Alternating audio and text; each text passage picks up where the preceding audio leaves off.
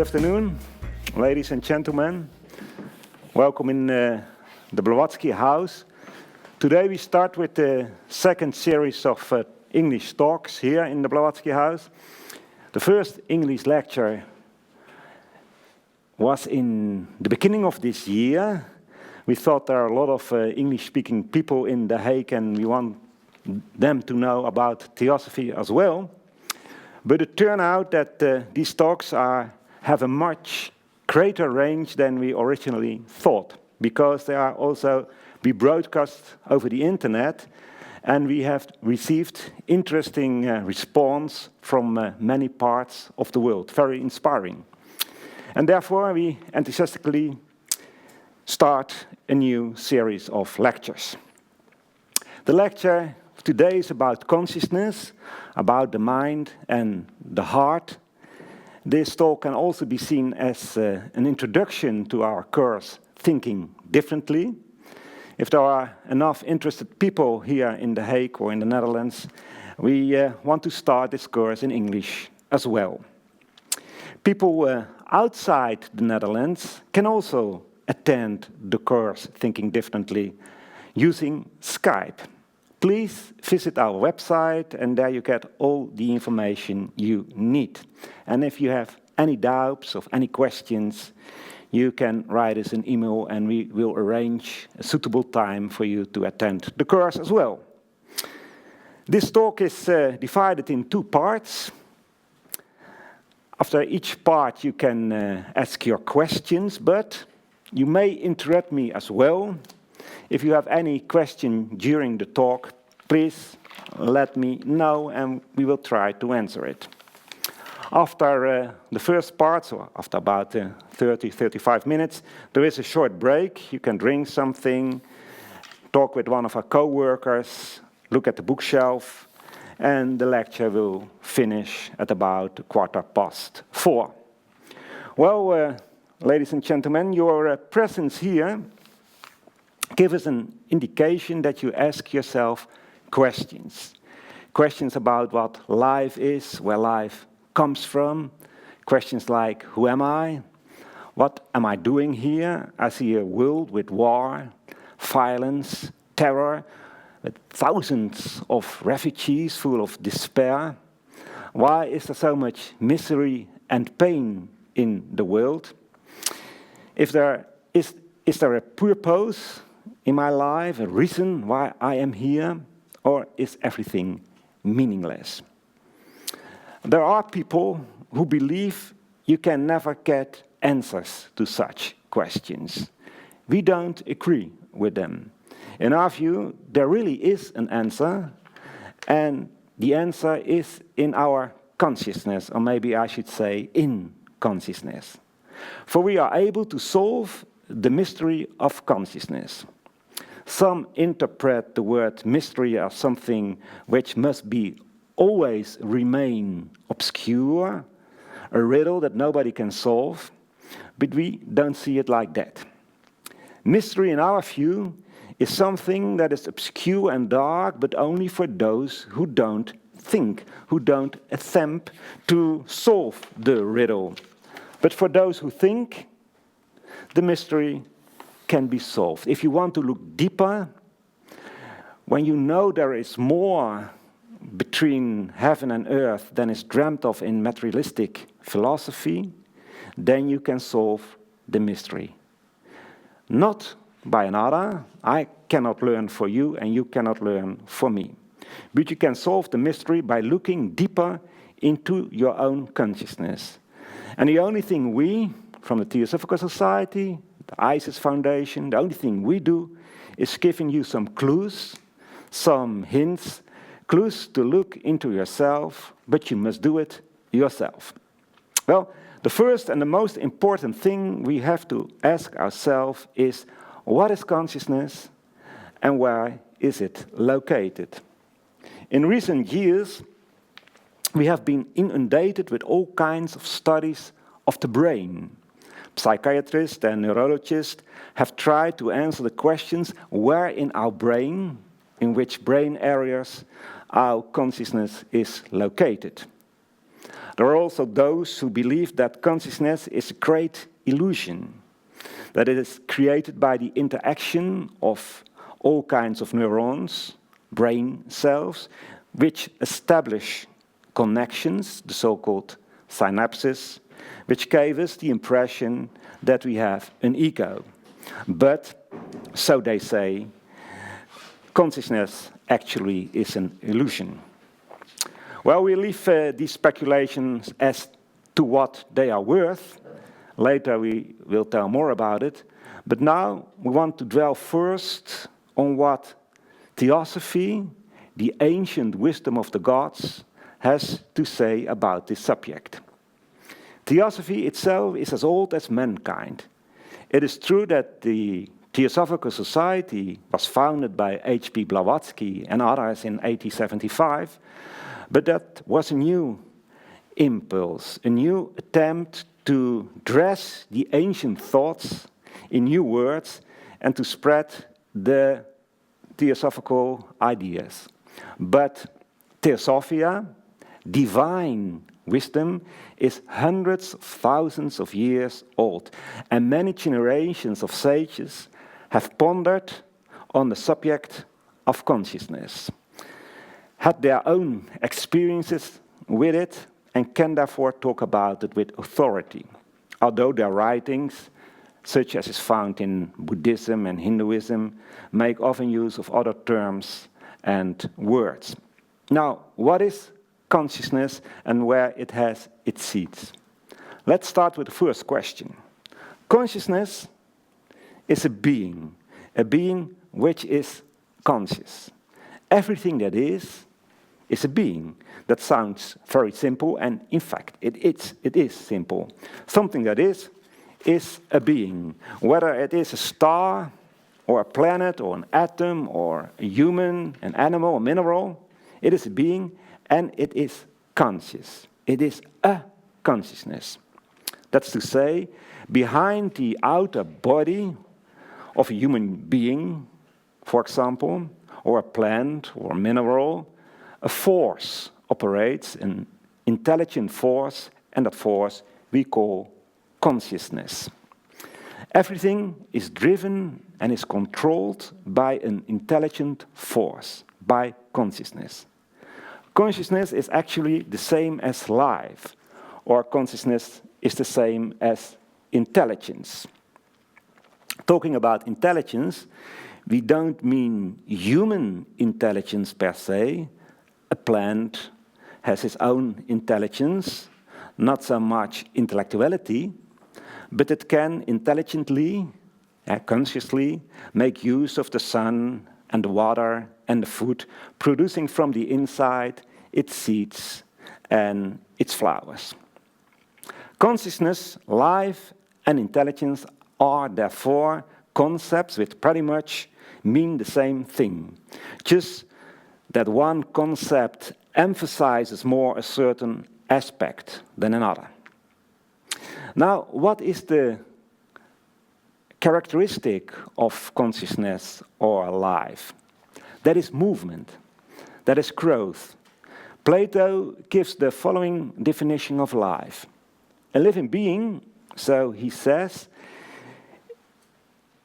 is always the object of action, and it responds or reacts itself.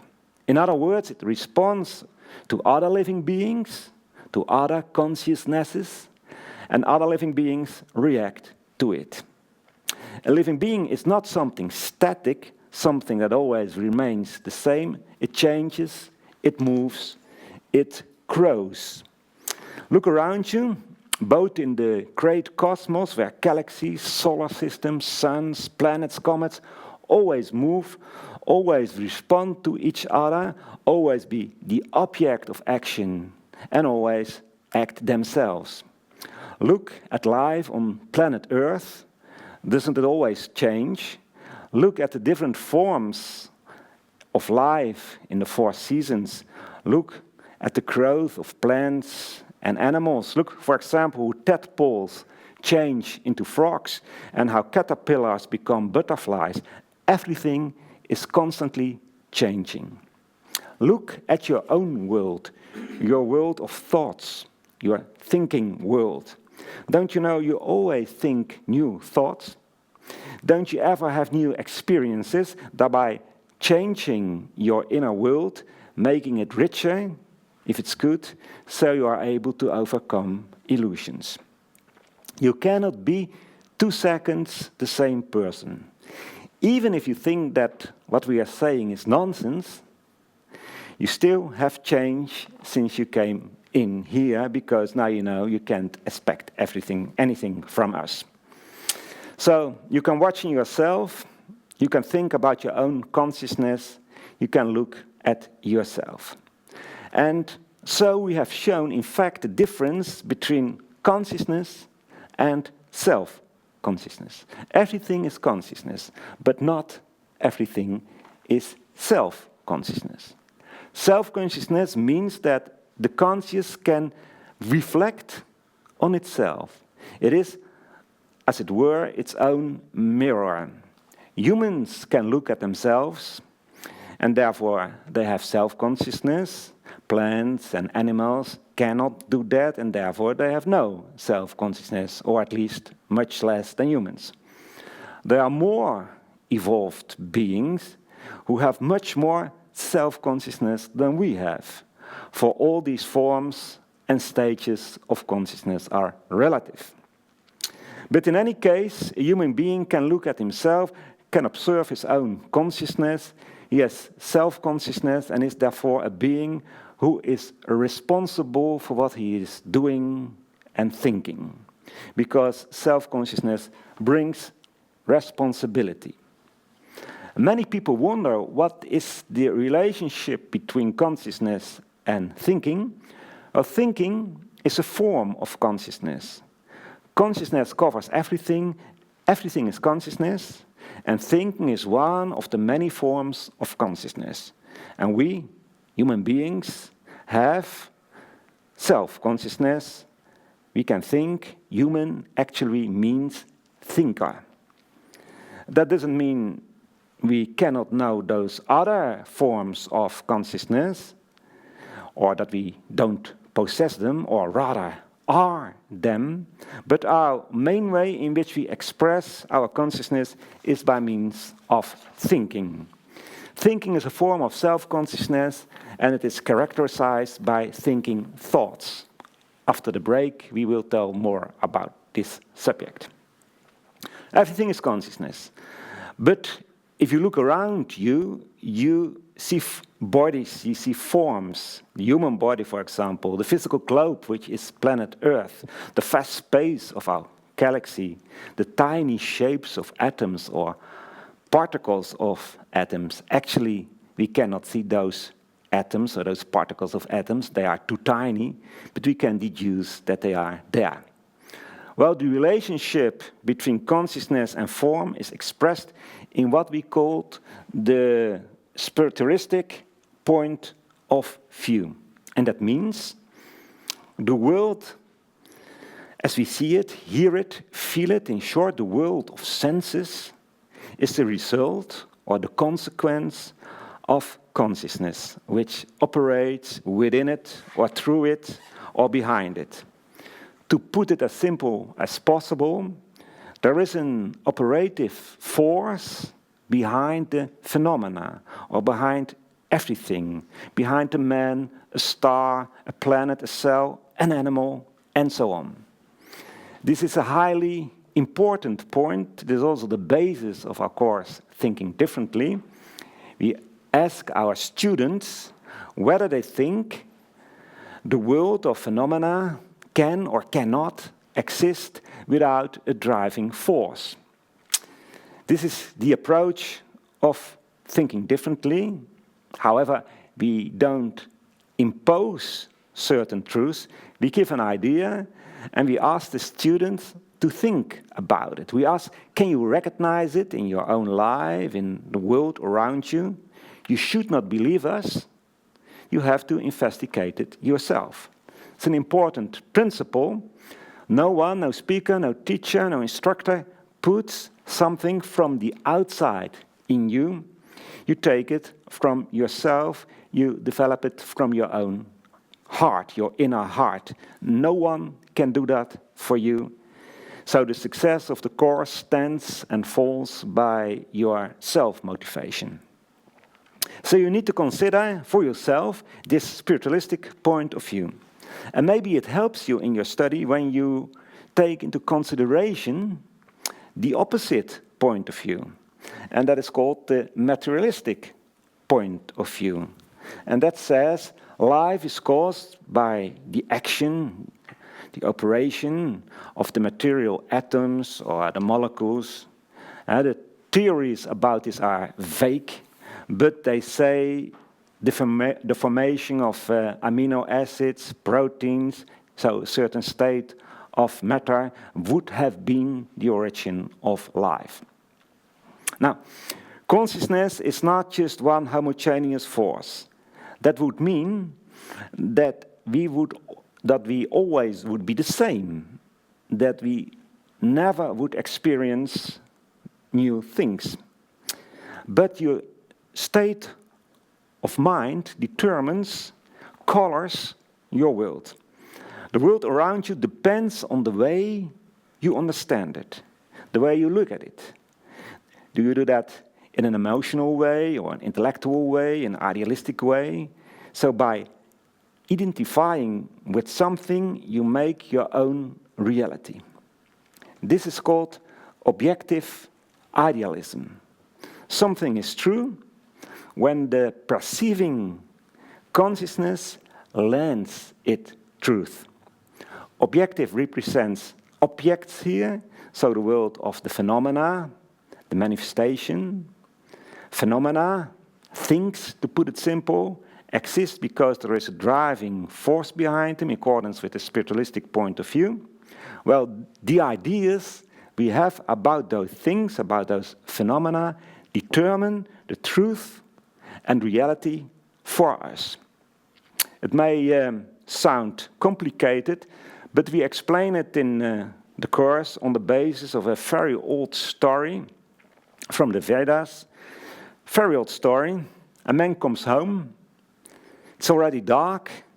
He is startled by a snake at his door. However, when he looks better, he sees it's not a snake, but it is a coiled rope.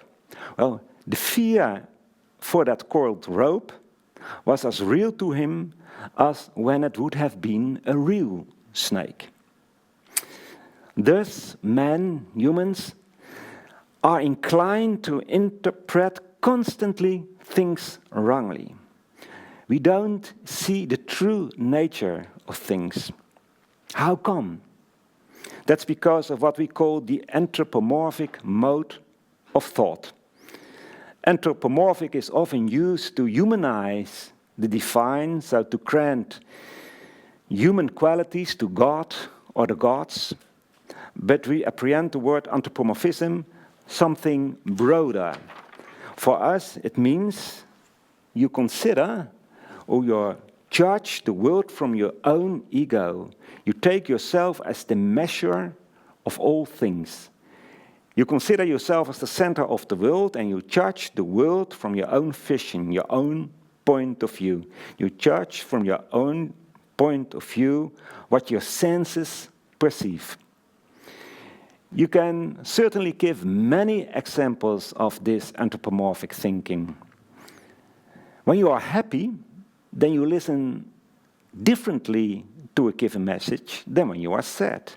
And when you are in a sad mood, then you judge certain music differently than when you are happy. In thinking differently, this is illustrated by the fact that we say that the sun rises and sets. We look at the sky, and the sun is rising, and we say the sun is coming up. But the sun doesn't come up, nor does it set.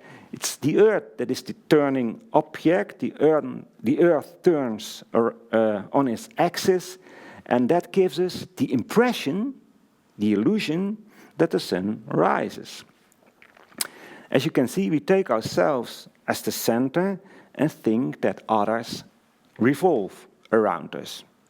And it took scientists like Galileo and Copernicus much trouble to clarify that the Earth did not stand still and was not the center of the cosmos. The Church even forced Galileo to renounce this heretical opinion.